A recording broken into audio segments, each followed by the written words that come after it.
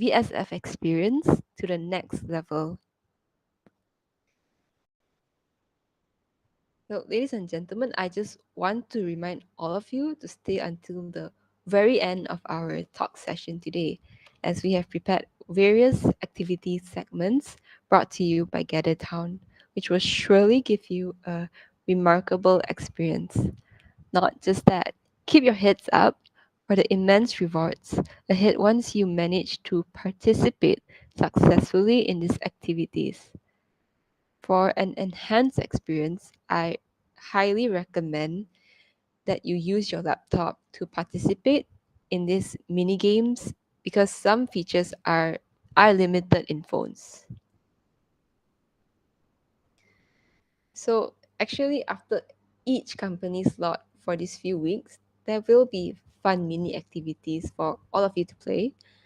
You'll get to learn more about STEM, the STDs, career opportunities, internships, and so on.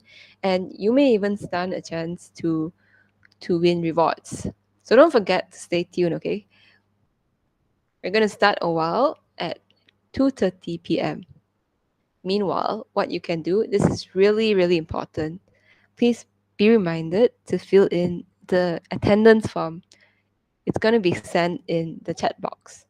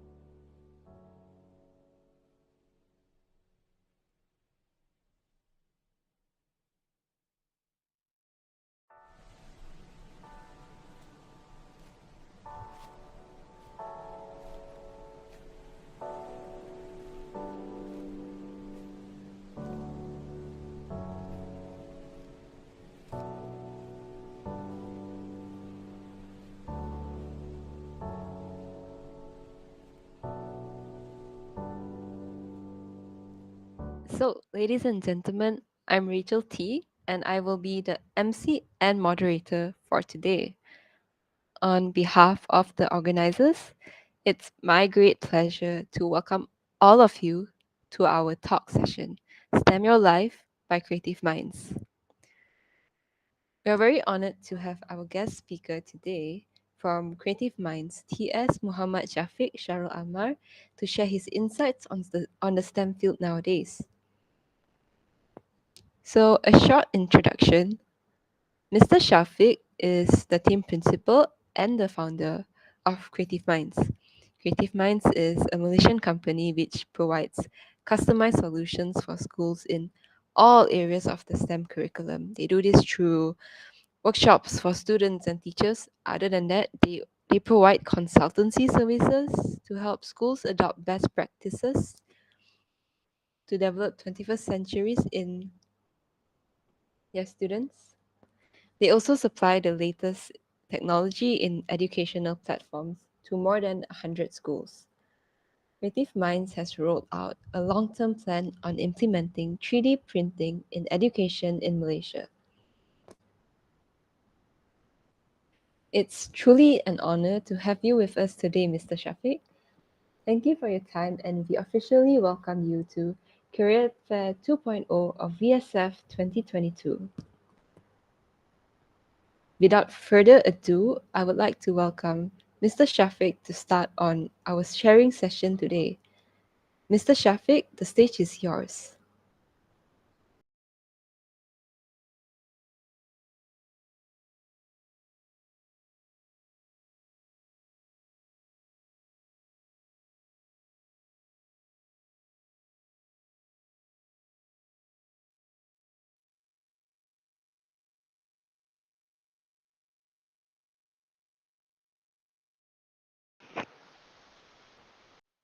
All right.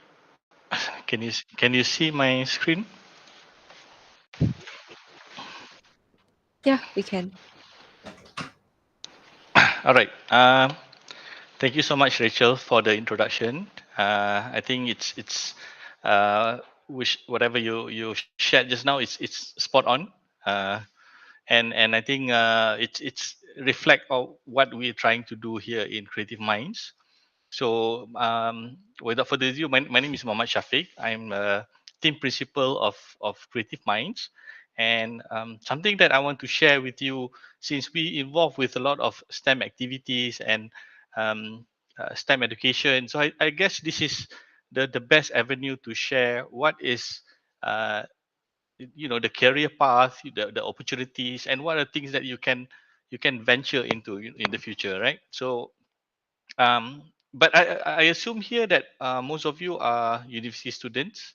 Am I correct? Okay. And if there is experience, professional, I think it's still relevant because what I'm going to share here is something that it's still relevant in the industry now and moving forwards.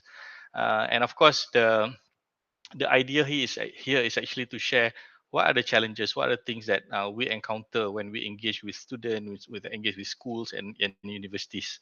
So the topic here that was given to me is STEM Your Life. So I understand that this is more into career, but I don't want to be too specific because if you talk about STEM, right, and the acronym of STEM, science, technology, engineering, and math is broad. Even if you talk about science itself, being a scientist, and if you narrow down into different industry, different jobs, it's too broad. But the concept is going to be the same because now the world is changing with the technology adoption, moving up fast and so on. So it's something that we are bound to embrace. And I believe that the students now, with the education and of course the industrial change, it will be more relevant to you guys in the future. So I just want to start just to introduce myself, because I want you guys to know where I'm coming from, and from there, uh, my experience. The session is more into my experience and my previous engagement with stakeholders, right? Like governments, like the universities, and of course the students. So my name is Muhammad Shafiq Sharul Amal. I have around 15 years of industry, working with industry, but mainly in oil and gas. But although it's in oil and gas, I serve in engineering division. I serve in product designs and of course software. So within the oil and gas itself, as I mentioned before, is really huge. We only see on the mining part, the extracting oil and hydrocarbons, but it's more towards data management nowadays. How we gonna use AI to identify the reservoirs and so on. So uh, if you talk about oil and gas itself, although if you look at the bird eye view, it's small, but within the industry itself, it's really huge. Okay. I'm also a certified professional technologist by MBOT. MBOT stands for Malaysia Board of Technologies. And the thing about throughout my career, I started Creative Mind. It's a startup, education technology startup, and I raised up to 3 million investment from grants, from venture capitalists, and so on. I also run an NGO. It's called KL Creative Mind Education Volunteer Society. And at the same time, I'm also a young lecturer in technopreneurship subjects. So you can see that most of my my team is more into entrepreneurship. But I guess if you're not interested in entrepreneurship, it does come in handy in your career later on. All right.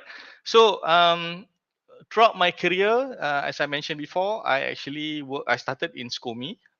If you don't know, SCOMI is a local company. It's a public listed company. I started way back in 2005 as a interns, as a business development. Our area is actually to explore or to expand the business of SCOMI.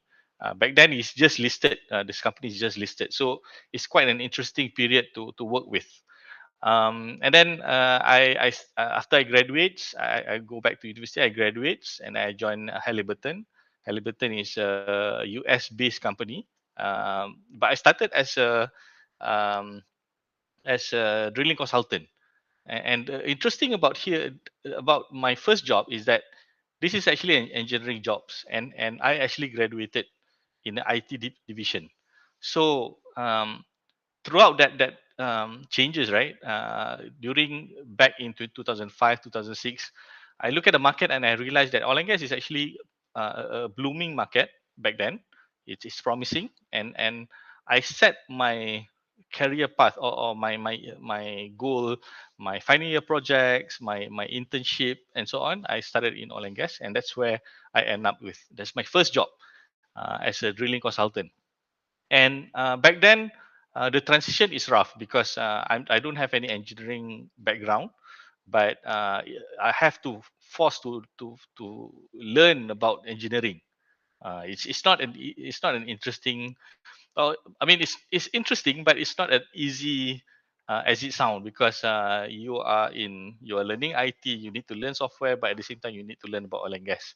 Because otherwise, when you manage oil and gas software, how do you understand, right? So it go back to I think you can reflect this about your career path as well, your career plan. What are the industries that you really want to venture into? In my example, I know that I like oil and gas because it's promising, it's blooming back then. And with my background in IT, I can actually venture into a different industry. And if you look at the industry, right, medicine, aviations, marine, those require IT at the same time, right? So let's reflect and talk about what is your interest and so on. And after 2010, I have an opportunity to go into a bigger company, Schlumberger. Schlumberger is actually the number one oil and gas service company, and I worked there started as a simulation, doing product engineering. I bumped into managers and so on. But throughout my career, I realized that this is I feel that education is close to my heart. I can't be a teacher because I have to do do all over again. So that's where I started Creative Mind. I started my own brand. And this is actually a different story altogether. I can I can talk for hours about Creative Mind, but I think that the idea here is actually to share what is STEM, and what is STEM, and how, what does the future lies to you guys, right? Um, a little bit about Creative Mind. It started back in 2012. I started as a part-time actually. Started in a small center, but because of the mission and vision of Creative Mind is clear, and this the mission is actually to create STEM leaders. And I think this evening is something that I would love to do. I would like to share with you guys what Creative Mind has done, what how we achieve this, and so on. But it's something that on a broader perspective, since you guys are already in the universities, so let's look at the career path. But so for Creative Mind, we are a Bumi Putra company, registered as a Bumi Putra companies. We are also focusing on STEM education, and we are also a registered social enterprise. So whatever we do, we always think about society and how we can give back to the community, right? So that's something that I think you can ponder yourself upon your career path, your career goals. What when you're pursuing your passions and in your interest, right? How does that reflect back to giving back to society and helping society, being within a community, right? So whether your career is actually giving back to community, it's actually something I can reflect back to the session this morning with zero waste, right? I think they talk about sustainability, environmental friendly and so on. So as we progress, we need to think about sustainability as well, and that's what we do in Creative Minds. Okay. um, and you know, um, before start sharing, I think we need to look at the bigger picture here. Okay, um, I think you guys have heard this, or you guys maybe came across this before, but again, if you understand this properly, if or you digest the concept, it may help you in the future. Because at the end of the day, when I reflect back to my career history, I did something right, and somehow it helped me with the career progression throughout my journey. So if you look at the big picture, right? For example, let's look at your interest, right? What is your interest? What's your goal? What's your objective in life? And I think you heard about UN, United Nations Sustainability Development Goal. They have like 16 goals to help to make the world a better place. And those kind of things are actually good because from there, what are the things that you advocate, what are the things that you love, and you can actually start to pursue that. But in order to make sure that you are valuable or you do something that you love, you need to understand the market, right? The industry. What are the industries doing? Do you think the aviation industry is doing well now? No, because of COVID, but they are recovering because now people, all the countries are opening up borders and everything. So one of the things that we practice or we always do is we look at the business perspective, or we look at the news. What happened in the world nowadays. There's a conflict in Russia and Ukraine. How does that affect the industry? How does China opening up to being a world factory affect the industry and so on. So those are the things that you need to understand as well. So once you understand your interest, the industry and so on, you can always upgrade your skill, and there's a way to do this. Having a degree is one thing, but to make you valuable is another thing, right? So that's something that we can share later on. And last thing is to know your value. So once you know your value, you can actually push yourself, or pursue the career that you really like. Okay. Okay, so we always talk about STEM, right? You heard about this STEM. What is the different? People start talking now about STEAM, science, technology, engineering, arts, and maths. And then there's STREAM, science, technology, like reading, engineering, and maths. There's a lot of acronyms here, but what does it really mean, and how does this that reflect to you in the future? We talk about TVET, technical, technical vocational, and so on. There's IR 4.0, Industrial Revolution 4.0, and so on. There's also uh, GEMS, girls in maths and science. There's a lot of campaign or marketing terms that we always being portrayed with. But at the end of the day, if you talk about STEM stream, the it will always go back or reflect back to two important things, which is science and maths, right? So regardless of any subjects, you need to strengthen your science and math subjects. If you talk about physics, I talk about heat transfer,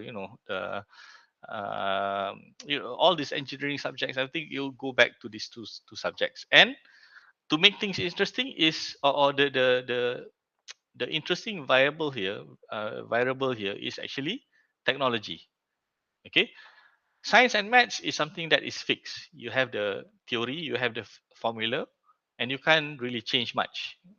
But engineering keep changing, and technology keep changing, and this is why in education, and you being a student, which is considered under education, you need to invest yourself a bit, and that's what makes things interesting. Because when I always interview candidates for Creative Mind, or even for Slumberjay before this, I'm actually one of the panelists for interviewer as well. The thing that we always see is, science and maths, we talk about education and so on, but we need to see how you actually adapt, or how you different than others, is by joining activities and so on, but the technology adoption as well. So regardless of all this, your science and maths need to be um, good lah, I would say. But what is it so complicated? And for example, if you talk about science, maths, technology and so on, as I mentioned before, right? IR 4.0. To those who don't really understand, IR 4.0, what is the big deal? Okay. um, the different, or the things that we always talk about in STEM. Okay, let me just go back one slide before. Okay, and this is something that I think you guys need to understand a bit. um, so for Creative Minds, why we are advocating STEM in students, right? For students, for sekolah menengah, sekolah rendah, and so on, is for them to get their interest. Because naturally we have like for us, like a baby kan, we always have this inquisitive, or we want to know something. That's a natural there's a natural talent of as being a scientist. And mathematics is applying formula, and with the different numbers and so on. But once you you enroll in a degree of engineering, or science, mathematics, and so on, now the narrative is actually changed. Okay. You might not look into this, but you rather should look into the industrial revolution. Okay. And this is why this is important, because now you are only a few years away to venture into this kind of uh, career path. And with the changes happening in industry, it does affect you in a way that you need to be future ready. So how does it mean by future ready?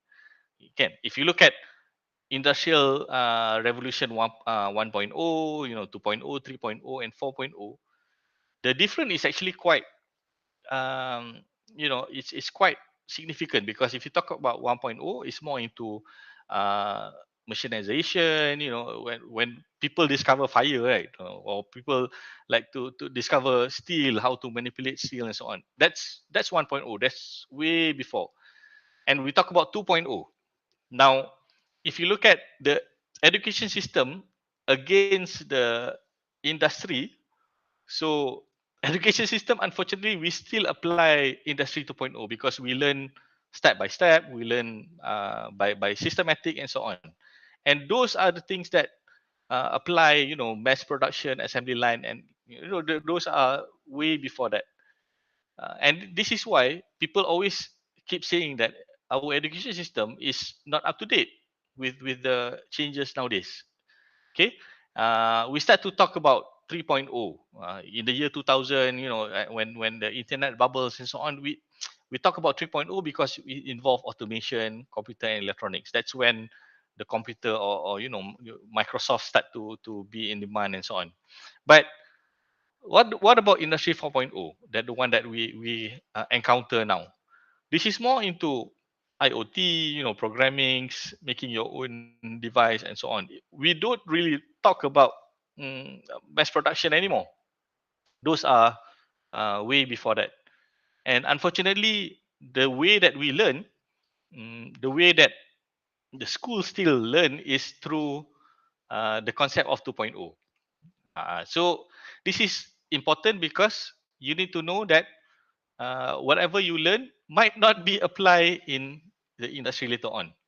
So what we did back in Schlumberger, Halliburton, or even in Creative Minds, what we did, the first thing when we hire people, we retrain them back because as you maybe understand the concept of theory and so on, you might not be up to date with the industry. So normally big companies invest in trainings, invest in retrain, and the same that I apply when I joined Halliburton. When I graduate, I understand the fundamental, but you need to update your skill.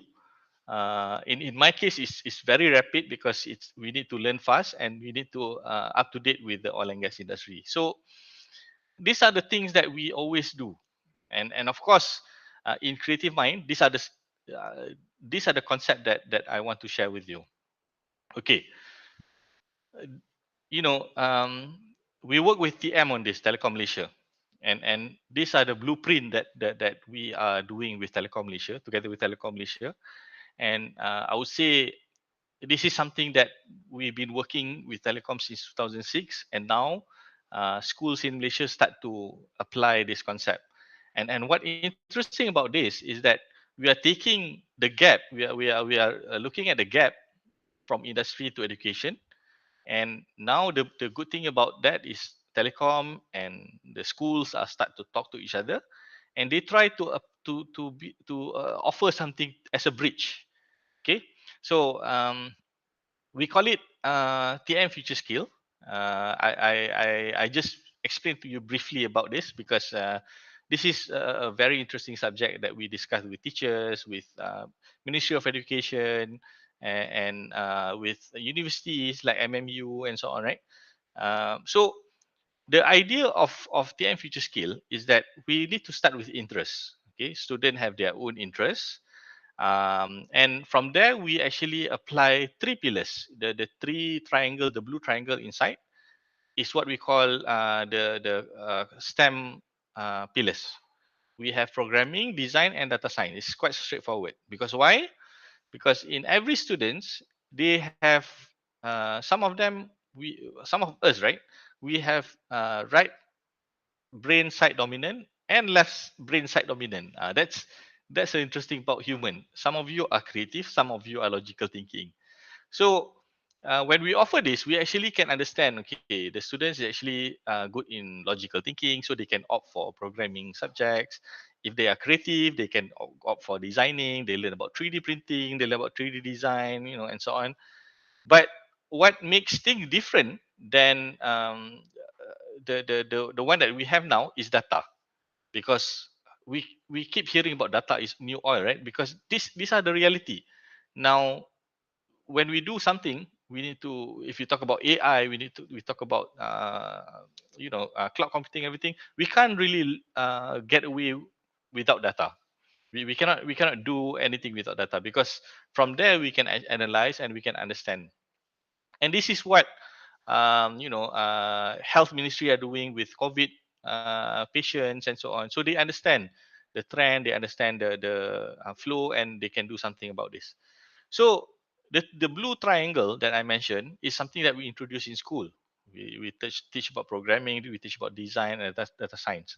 So they can know, okay, from there, what is the best option to opt for? What are the best degree that they can go with?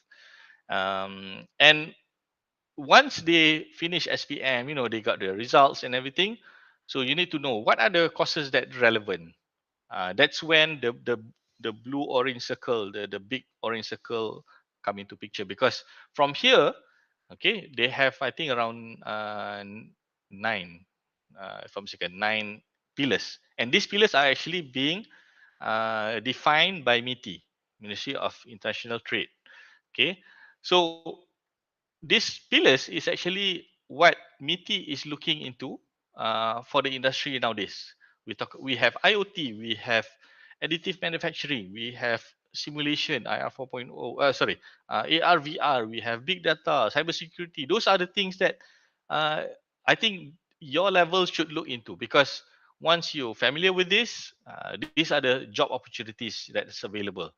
Okay, for your information, right? Cloud computing, even cloud computing under telecom, they have, I think, vacancies up to 3,000 vacancies in Cyberjaya itself. They just set up a division under TM1, and they have a lot of job opportunities.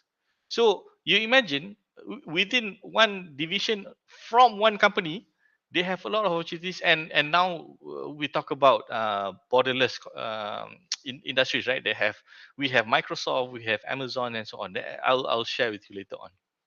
So these are the things that we are trying to advocate in STEM in schools, and we have a good support from Telecom Malaysia. Uh, Alhamdulillah lah. All right. So these are actually the bridge. We want to build a bridge between industries, and we want to know why this is actually uh, I don't say it's complicated lah, but it's actually relevant, because if you look at the industry, right? I'm sharing you. Okay, so this is a comparison. So now we have, uh, if you guys know Fortune 500 company is actually a list that's being ranked by Fortune, company called Fortune, and they list the top 500 companies. And right now, I'm giving you a comparison between the top 10 companies, Fortune 500 companies in 2010 versus 2020. All right. So let's just glance through, and you can see the difference between 2010 and 2020. These are 10 years gaps. Okay. I think 2010 you guys still in school, right? So I think it's not too far away lah. But the different, or the demand or the industry nowadays, can you look at Walmart. I hope you guys familiar with the companies. If you're not, please just share, just ask around. But we have Walmart, we have Shell, we have Exxon, BP, Toyota, Japan, Sinopec, State Grid, AXA, and China National Petroleum. If you look at 2010, the trend is more into energy, energy company, oil and gas companies, and rarely you can see technology company. Maybe Toyota lah, kan? They have robotics and so on. I have been to Toyota factory. They have very good assembly line. But to compare 2010 and 2020 nowadays, okay, I don't put 2021 because I think this is just a 10 years comparison. You can see that the the top 10, mainly like Apple, Amazon, Alphabet. Alphabet is a Google company, is a parent, Google's parent company. We have Microsoft, Facebook, and to make it interesting, right? In 2010, 2020, Facebook worth 500 billion, I think plus this is not updated lah. But who can tell me when is Facebook started? If you look at history again, Facebook actually start in 2006. So it's I think less than 20 years kan. But we still see ExxonMobil, Johnson and Johnson and so on. So the what I'm trying to say here is that the industry is actually shifting, and the demand or the by revenue, uh, technology company is gaining much, and they are the one that hiring a lot aggressively. So you can see the trend nowadays, and I believe that by understanding the industry, you can know what is the next best thing, and you need to aggressive and be on board. Okay. And if let's say you are not interested on joining a company, you're interested on forming a company, you can actually look at the trend as well, because from there, a company like Grab, the uh, a big company, right? Like Grab or Custom, those are companies that know their target audience. They have problem statement, they address it, and they commercialize it. So again, if you look at how it reflect back to you, it's the same thing. You try to look at the market, you try to find the value and try to replicate back, right? So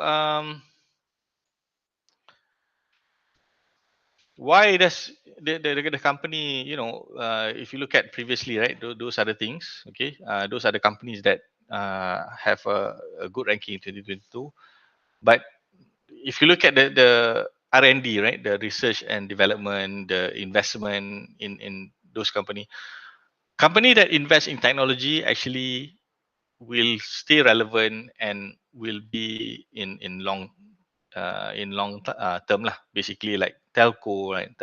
Even like I mentioned before, telecom.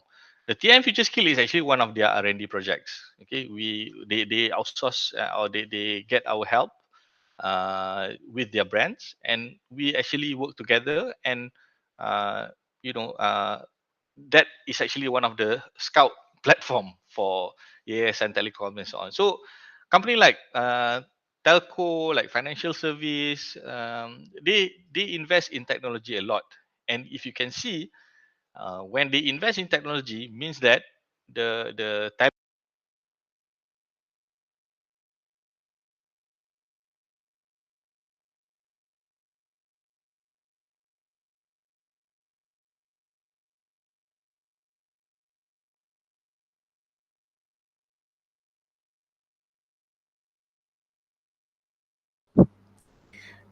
Sorry to interrupt, Mr. Shafiq, but I'm afraid we can't hear you.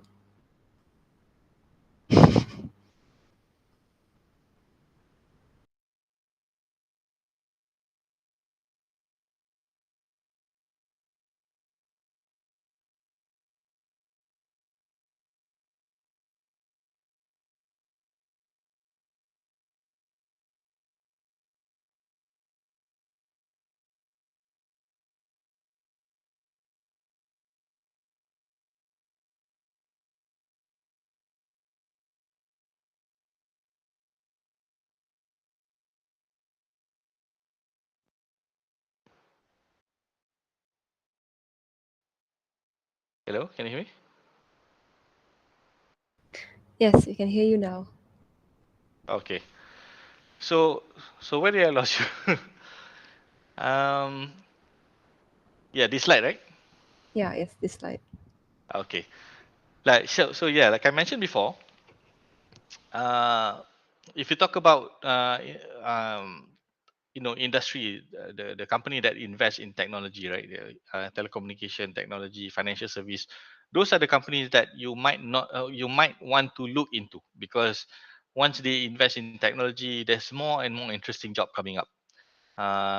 It's actually reversed with healthcare and education. You'll be surprised that in education is the lowest, and we can see the results here, that we still learn the old fashioned way, going to class and everything. And when student when we had the COVID pandemic, when teachers and students have to learn from home, the PDPR, right? It's something that it's challenging for the teachers to teach and the students to learn as well, because the technology adoption in education industry is not really strong compared to telecommunication, financial service, and so on.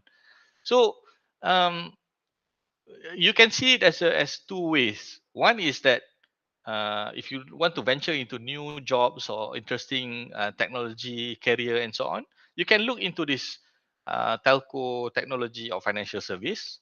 Or if you want to explore new opportunities, you can look into media advertising, healthcare, and education, because those are the opportunities that lies in the future. And I think this is why one of the reason why Creative Mind is still relevant after 10 years, because we want to make sure that the government, the public, and of course everyone can be on board on helping the education at the same time. And we want to revolutionize the education system. So you guys are actually up to date with the technology, the career, and so on. So that's something to look into lah. And of course, um,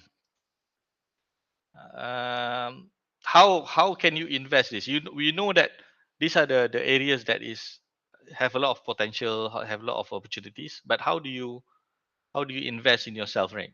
How do you make sure that your degree is still relevant? How do you make sure that you are still marketable and employable after 5 years? And you guys are learning, taking degrees, what average 3 to 5 years, right? But unfortunately, your phone is actually keep changing more than that. Kan, the technology keep updating and so on. But unfortunately, our degree is we have to take 3 or 4 years to finish our degrees. Medicine lagi lah, I think what 7 years, kan. So one of the way that I think it's for me is a hack lah. It's something that we can always opt for, is that we need to get ourselves um, certified. We need to gain the knowledge as much as we can. And I think one of the way is to join NGO or student activities. And I applaud you guys, the committee here, because from here I think UM students actually you organize a successful event, and from here you can actually learn how to do promotions, how to engage with stakeholders, how to get sponsors, right? So it's the same thing that I encountered before lah. So I guess one of the way is one for you to maybe join student activities, student NGOs, and professional certificate, and from there you can learn a soft skill, how to communicate, how to work as a team, and so on. But if you talk about certification, right? Technical certification. There's a lot of certification available. And surprisingly, if you follow some of the government initiative, they do offer subsidized programs, or even free programs by, if you look at MDEC, if you look at youth association, and so on. Um, but for technical certification, these are some of the example that I'm sharing with you. We have Microsoft certification. We have Google certification. We have AWS. AWS is Amazon Web Services. One of the cloud services from Amazon. You guys think Amazon ni just retail kan, jual barang kan? But actually they have cloud services. They have IT services and so on.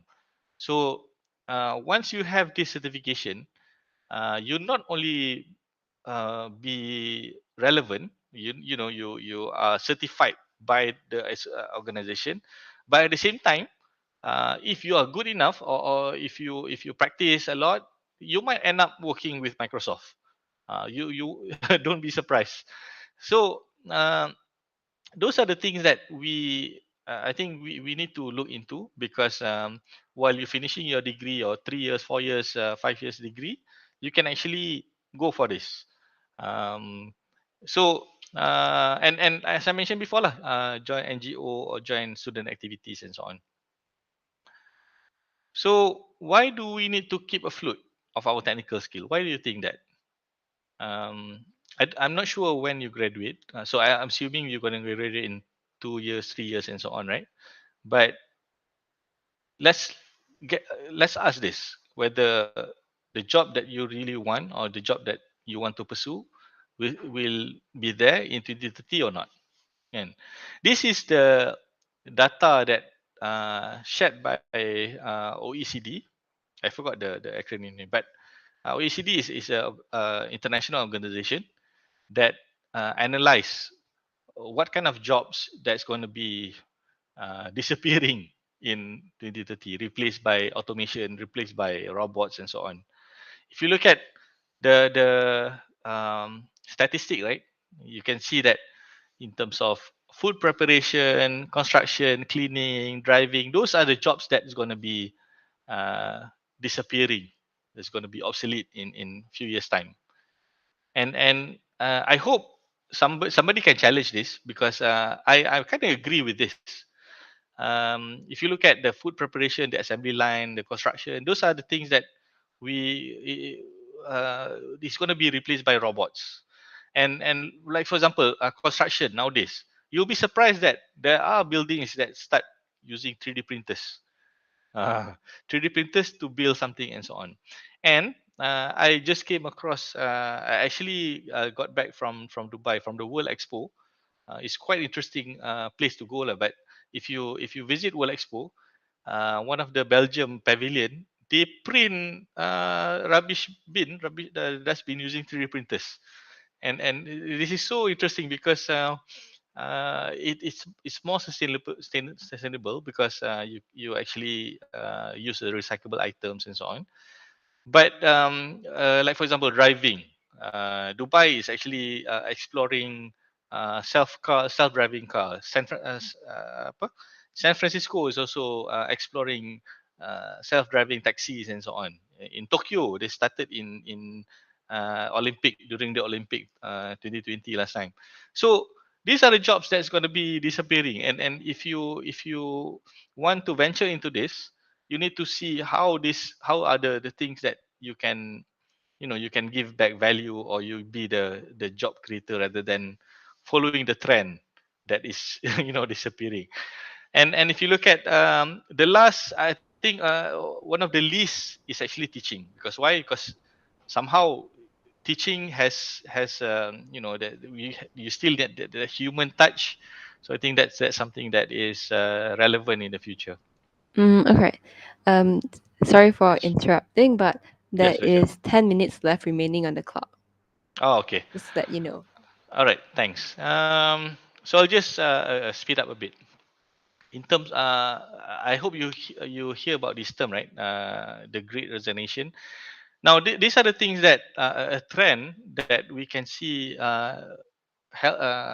happening nowadays. Because if you look at the technology, right, it's getting cheap, but at the same time, the internet connectivity is there.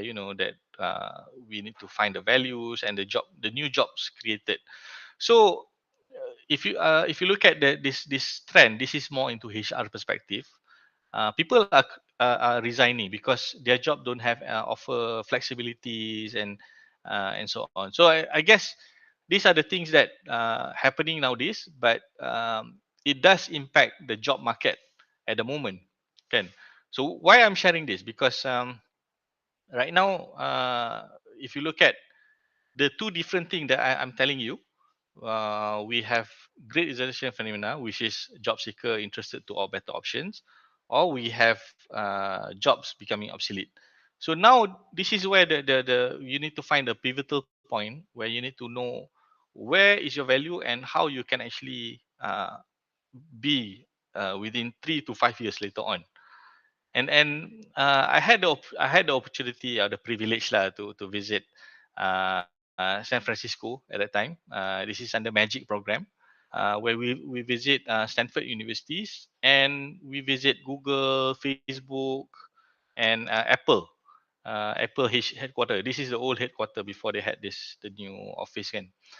Now, what interesting about this is that Facebook, the signage in front, they keep this Sun Microsystems company, which is an old company.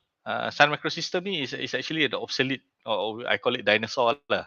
So they just want to be reminded that Facebook should not be like Sun Microsystem. They need to innovate, and it does reflect back to you. If the company is innovating and moving fast, you need to do the same thing. So bottom line is, right now in terms of skill, what are the skills that is relevant for me as an employer, as a experienced professional. I think you go into these three. You need to have entrepreneurship skill, you need to have critical logical thinking, and of course communication skill lah. And why? Because these are the skills that you can learn throughout your experience. But however, if you look at the technical skill, the technical, like software skill, graphic skill, and so on, those are the things that you can learn in the down the road. But soft skill is something that is unique, that you need to experience, and you need to explore, and so on. So um, how do you learn technical skill? You can opt for professional certificate I mentioned, or the non-technical skill is through experience. And like my experience, right, I'm just sharing you. um, Throughout my career, I joined NGO, I joined Senskomi, I joined Mentari projects, and then at the same time, you need to push yourself to join this professional society lah, like MBOT or SPE, petroleum engineers, and at the same time, you need to go for certification. You need to go for training and certification. The TMFS training, TM future skill is something that we developed together with Telecom, as I shared before.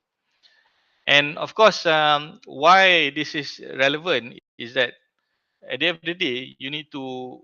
This is the best place to learn, and I'm afraid uh, student nowadays dia takut nak buat salah tau. They are so afraid of making mistakes.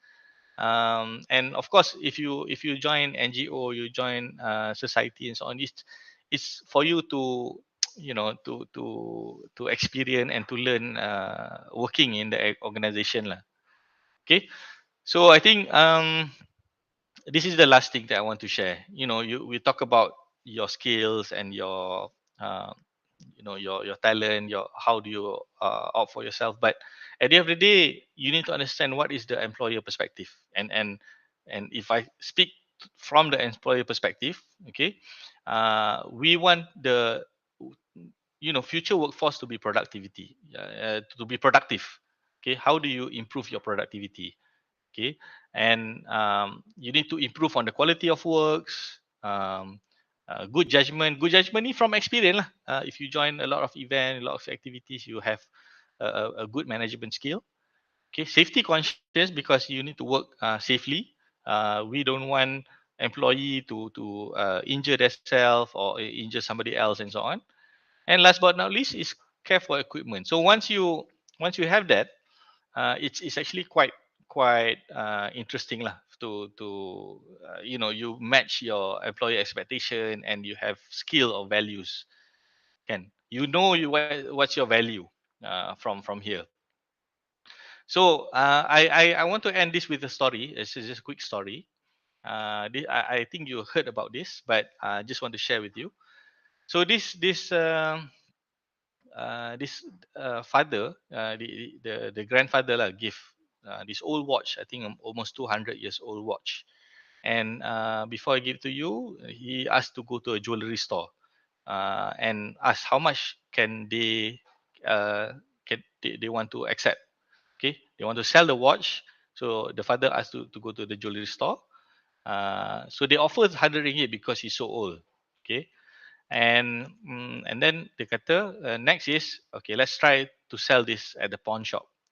Okay, the pawn shop only offer 20 ringgit, because $20, because it has scratch. Okay, then next they ask to go to museum. Okay, go to the museum and try to sell this, and the museum actually offer 375,000, because it's a rare piece. It's 200 years old watch, and it's a precious antique collection. So the point here is, I think you need to find the your value. You need to find where is the place, the right place to to offer your value, and at the same time, keep yourself valuable lah, at the same time. So mm, you need to ask your question lah. This is a noisy world. We have a lot of the industry is growing. There's a lot of industry and so on. There's a lot of so how do you want to make sure? How do you want to be outstanding compared to others? Right? I think that's pretty much Rachel from my side. Um, and I hope you guys can actually learn one or two from from this session. So I'll pass back to Rachel for next Q&A session. Right. Thank you very much for the sharing, Mr. Shafiq.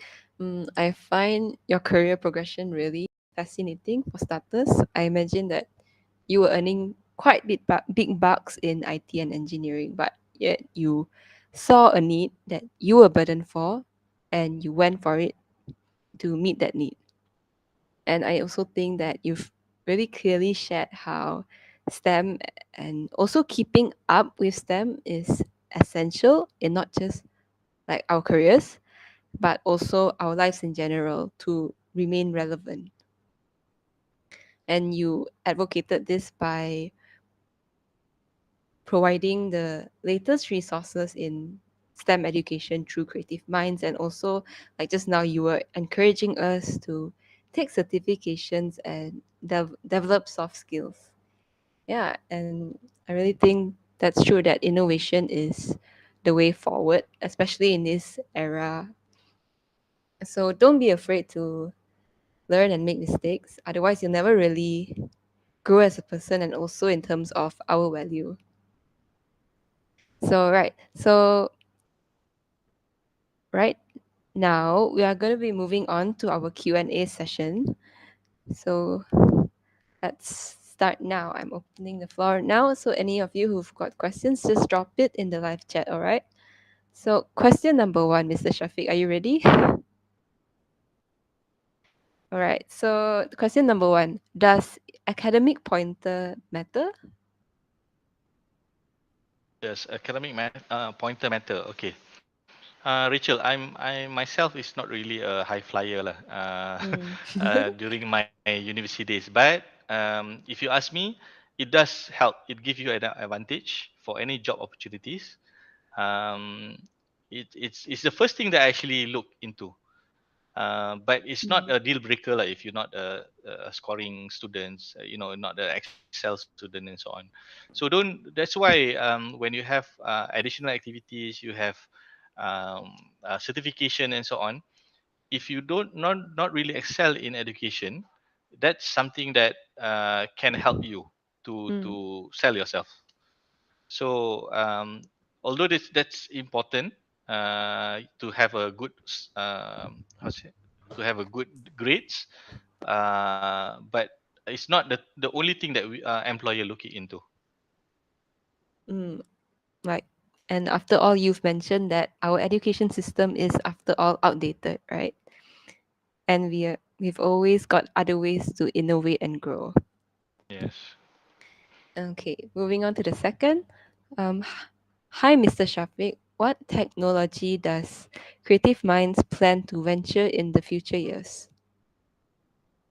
Okay, that's interesting question.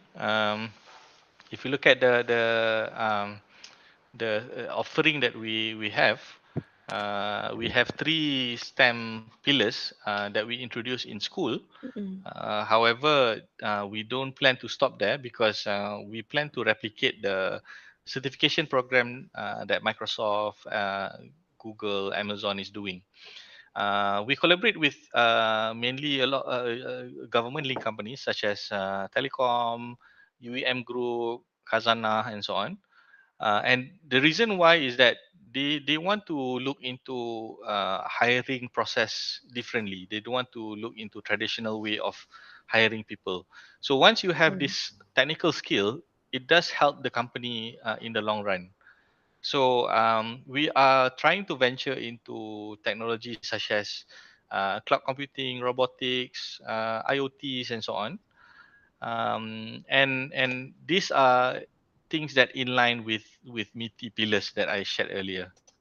I hope you can remember the pillars. I think I'm just sharing my screen for the sake of answering this question. So once we have the three pillars up and running, we're gonna venture into cybersecurity, data, big data, and so on. So that's our future plan lah. All right. Hmm. The next question. Okay. What are the career opportunities provided by Creative Minds? Interesting. So for creative minds, our nature of business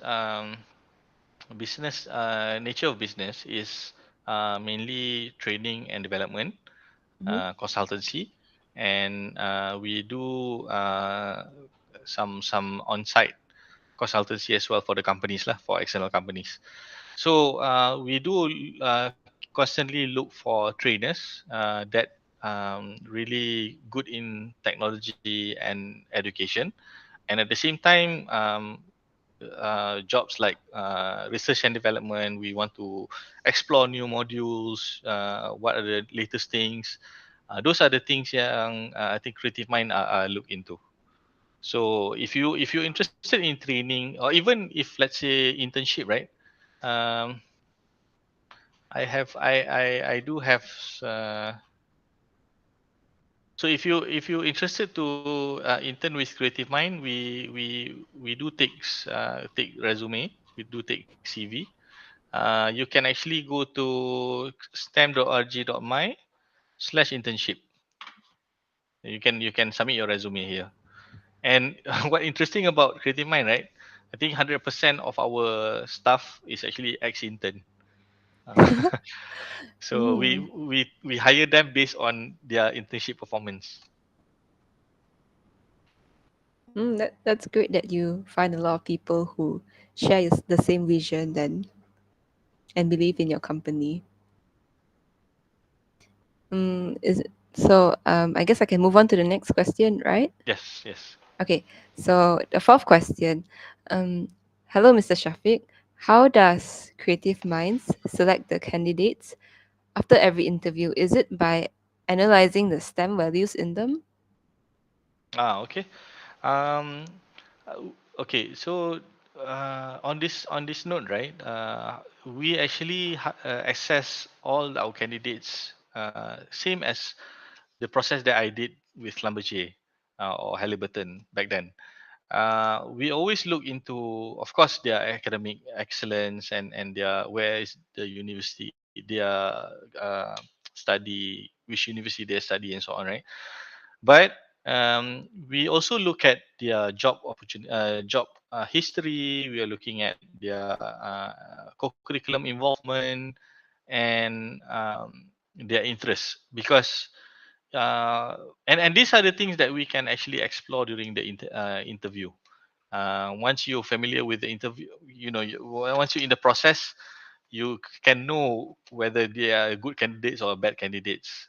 So when we look at their CV, their resume, of course, there are a few things that we want to look into, but of course, academic, their interests, their job history, and of course, if they like to do sports, or they have they like technical skills, like building website, building apps, and everything is a added value, added bonus lah.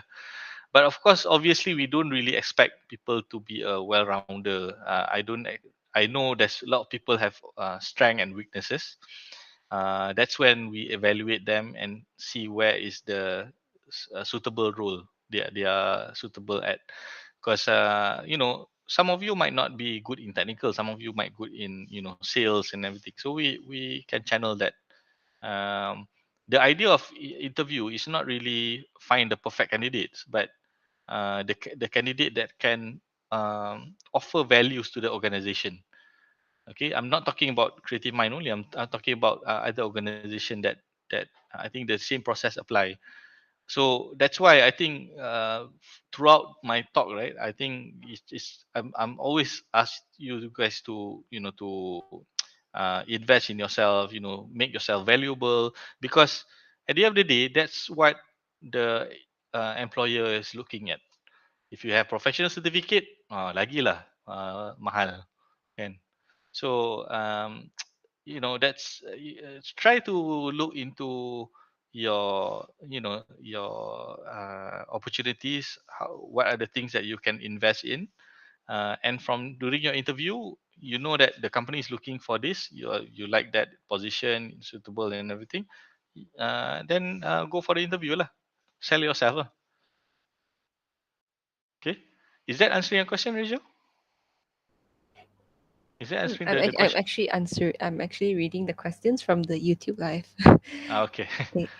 So we'll just have two more questions because we are running out Mhm. of time. So second last question. If if if you give two qualifications, a job seeker gives two qualifications, which do they prioritize first? What kind of? I think the question is not, Yeah, it's not it's very not complete. clear. Mm, So the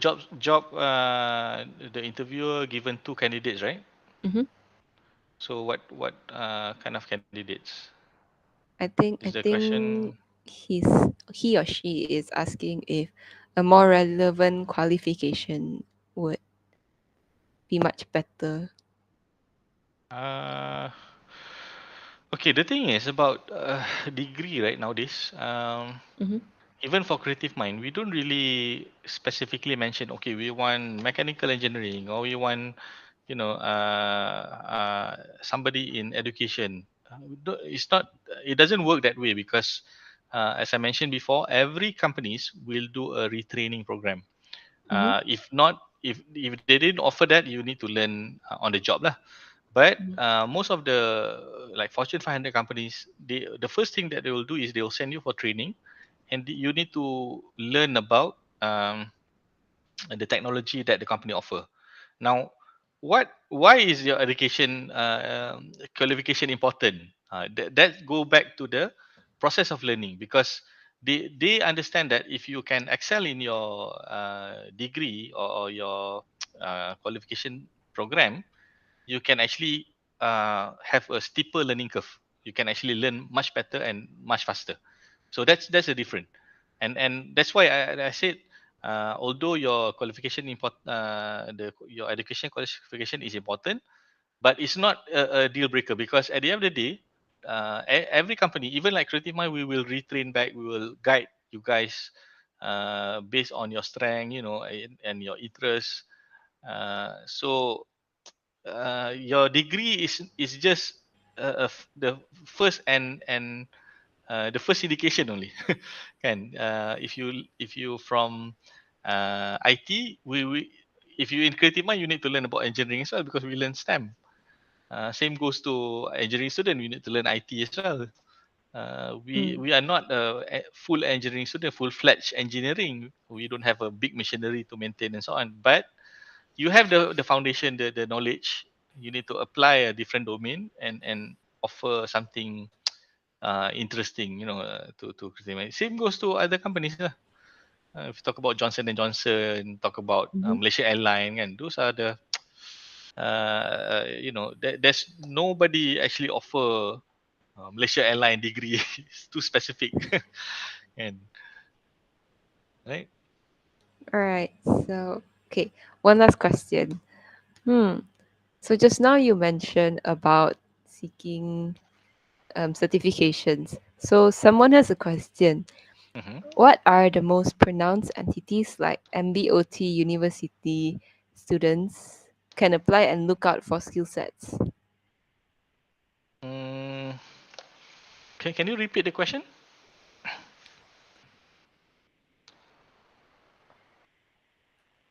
What are the most pronounced entities like MBOT university students can apply and look out for skill sets? Oh, okay.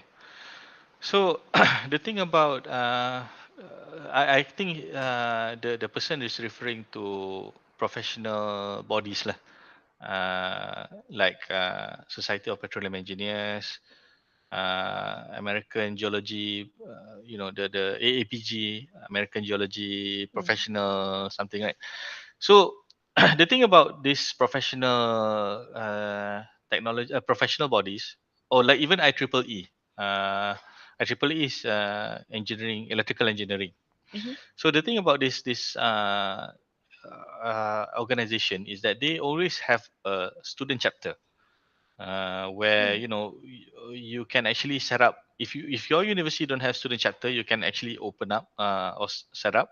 But if you already have a student chapter, join that student chapter, because normally what professional bodies do or professional organization do is that they always link back to universities, especially all this recruiter, right? They silently look at you, and if you are potential, they can recruit you.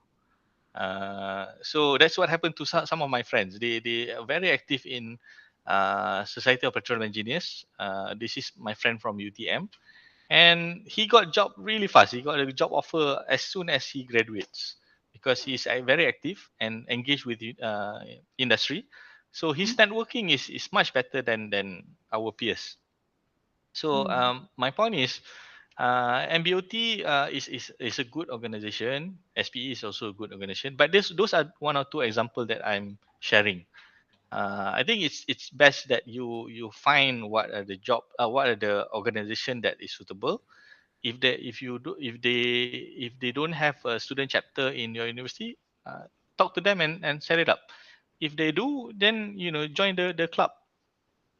So I always think that, and I love people as or university student that active in this, because that's the best pool of talent that I can tap to. Right? Mm. That's very interesting. Okay. So I So, think mhm. I hope that's answered the question. Yeah, Uh, yeah. I think Okay. it has.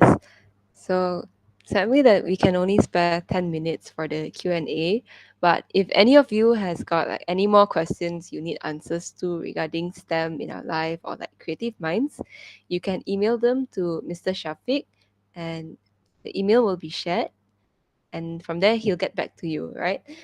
So Okay. right I now, can share mhm, you my email address. If you have any question, or you have anything that you want to any comments, please feel free to engage with me. If you have any feedback as well, if you have any idea, please share with me as well. I'm open for suggestion. mm, And I hope you guys gain some insight information on this session. yes, we hope so too. So thank you so much, Mr. Shafiq. So right now our sharing session has come to an end. And now we're moving on to the photography session. So everyone kindly turn on your camera and smile for the picture. So technical, over to you.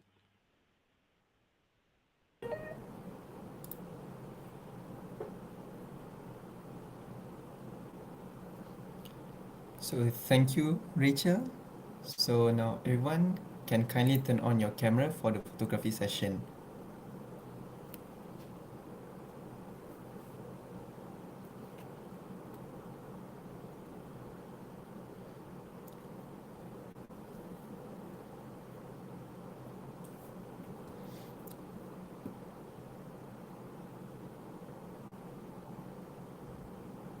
So now for the first photography session,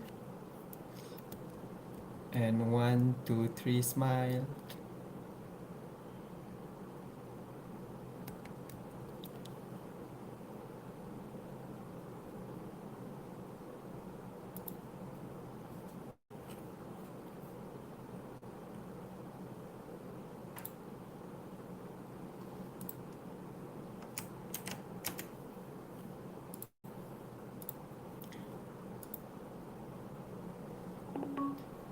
And now for the second photography session.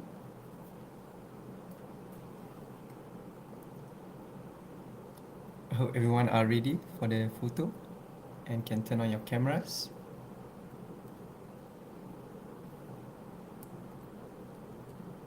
And one, two, three, smile.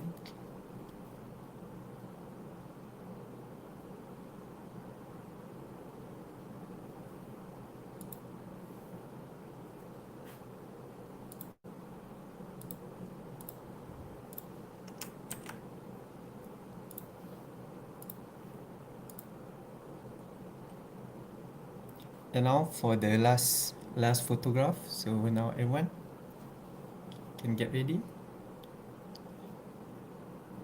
And on my call, one, two, three.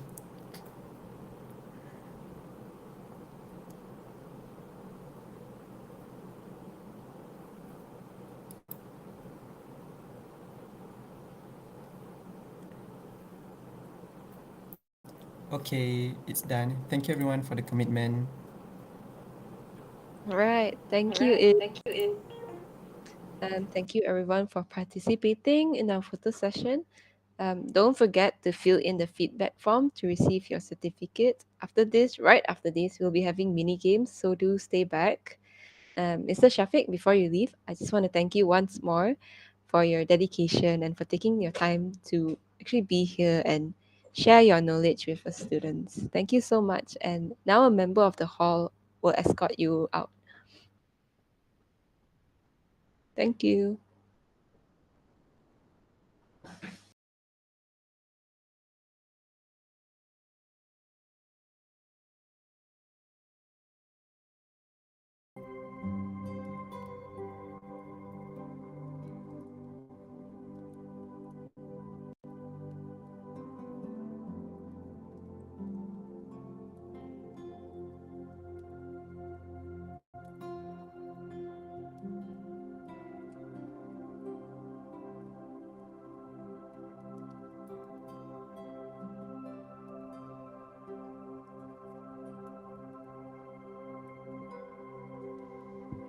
Right, so I've mentioned a few times already that we will be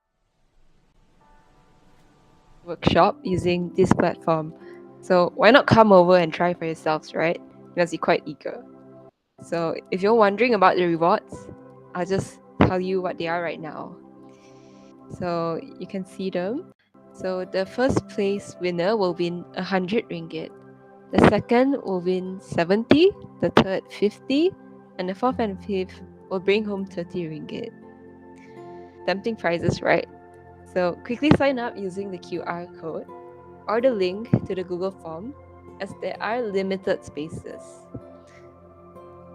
So in the forms, you will find the link to the games. Pick one only. So you can see here that you can choose from two choices.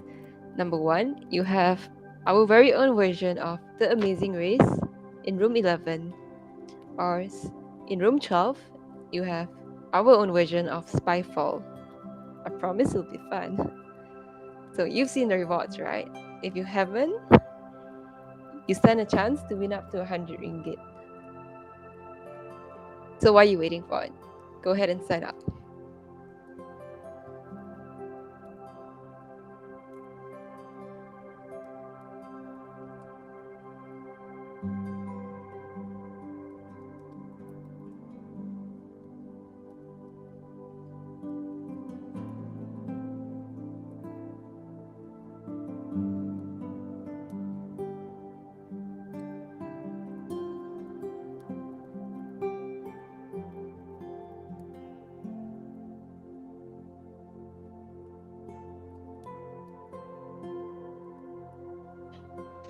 Once you've signed up and you've joined Gather Town, and if you've made your way to this lobby, this very lobby that we are all in, that you've been seeing us share our screen from, you can leave through the door on the top right. And once you reach the second room, okay, just follow the red carpet and look at the numbers. You don't need to worry about getting lost or anything because there will be people to guide you. You can just look at their names, and if they have the word usher at the back, that's them. You just feel free to ask around.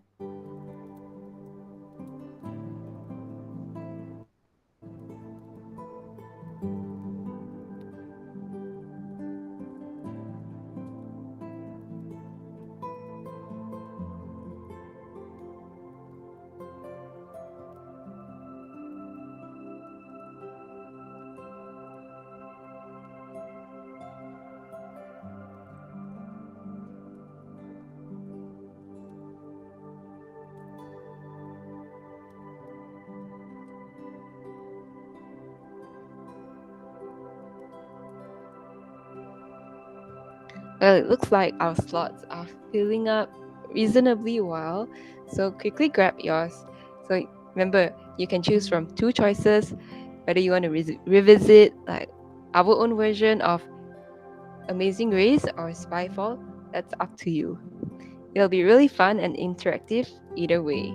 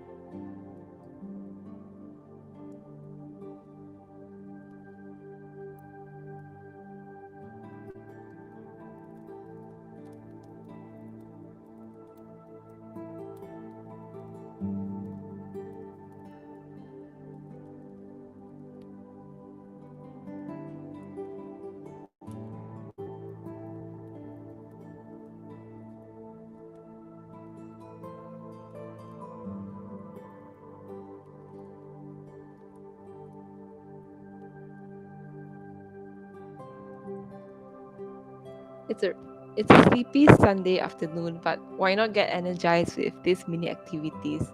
And what's your motivation? Possible rewards. So quickly sign up with those QR codes being shared right now, and we'll see you right here.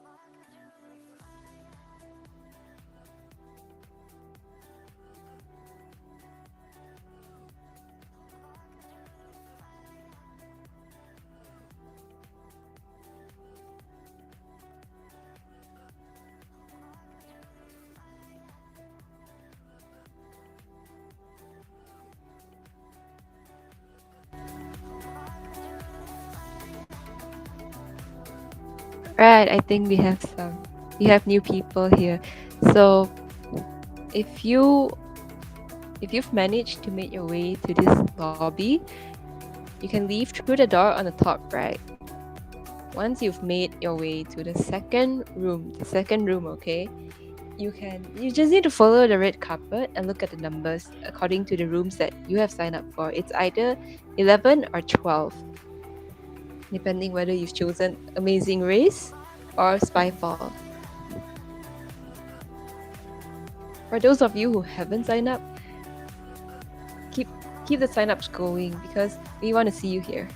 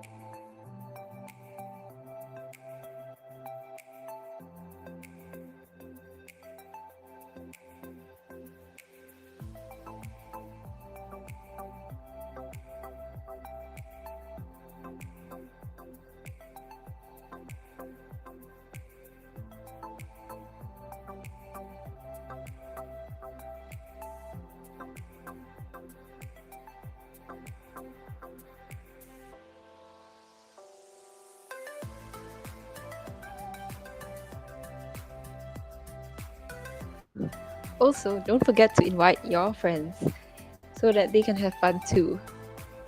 The more the merrier.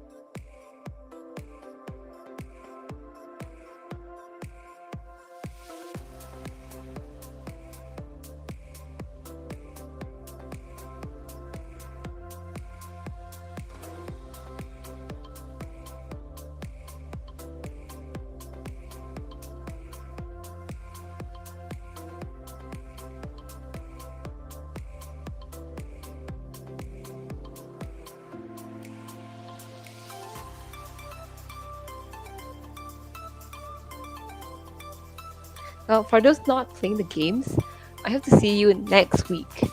Because if you found the talk as informative and engaging as I did, I'm sure you're craving for more. So, if you want a sneak peek of what will be happening, I'll just spill the tea right now. So, next week, we will be having two companies, the same thing as today. But next week, Saturday, we'll be having Tech Bytes Solutions with the topic of Market Your Digital World and KPMG sharing on management in STEM. We've organized many more company slots with reputable companies over the course of the next few weekends with many more mini games to follow. And you know what that means, right? So with more mini games, that means more prizes, of course.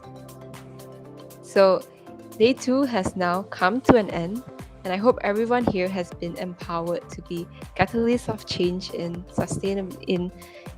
not just sustainability as mentioned by Miss Sue in the morning, but also to take ownership of your own career and life's advancement in regards to STEM. So there's more to come, so keep an eye on our events through Virtual Science Fest 2020 Virtual Science Fair 2022's Instagram page at Science Fair.